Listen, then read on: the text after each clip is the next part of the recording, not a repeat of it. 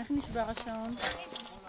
האמת, רק תאמת. אתמול הוא לא היה שבור. אז רק גלעד.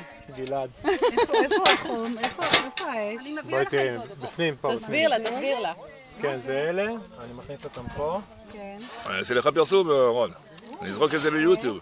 הם יורדים לבד, הוא מלהיט אותם והאש עולה דרך העמוד לפה. מישהו רוצה לטעום? רואה בפנים? כן. מישהו רוצה לטעום? מה אני צריכה רון. לראות שם? אש? את רואה אש בפנים? רון שלי, מה? אתה רוצה לעשות ביס? לא, תודה. לא? איך היא עולה עד למעלה?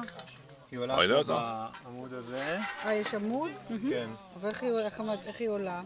מהחום? סתם מהחום? כן. האש עולה למעלה. החום עולה למעלה. החמצן נכנס פה מלמטה. אבל ברגע שיש לו פתיחה, דרך הטמפרטורה הפתיות יורדת. האלה, כן, ברור. שיושבות איזה כל רעיון מעלות. זה הפתיתיות האלה. שאם זה סגור, והן זה לא ירד. האפר נופל והן מתחדשות. זה לא ירד, אם זה סגור בפנים. אז האש תיכנס בין השתי שרבות של המתכת. ואז היא לא תרד הטמפרטורה. כן. האש מתגלגלת על התקרה, מקרינה חום חזק על נכון, אני זורק את זה ביוטיוב. הפיצה. מאיפה לקחת את הרעיון? אתה המצאת או שראית דברים דומים או משהו ראיתי דברים דומים ופיתחתי את זה משל עצמי. עומר אמרה שכבר אז היא פה לא אתה יכולה גם לראות את זה. מעשן? פה אתה מה? גם מעשן את הדג?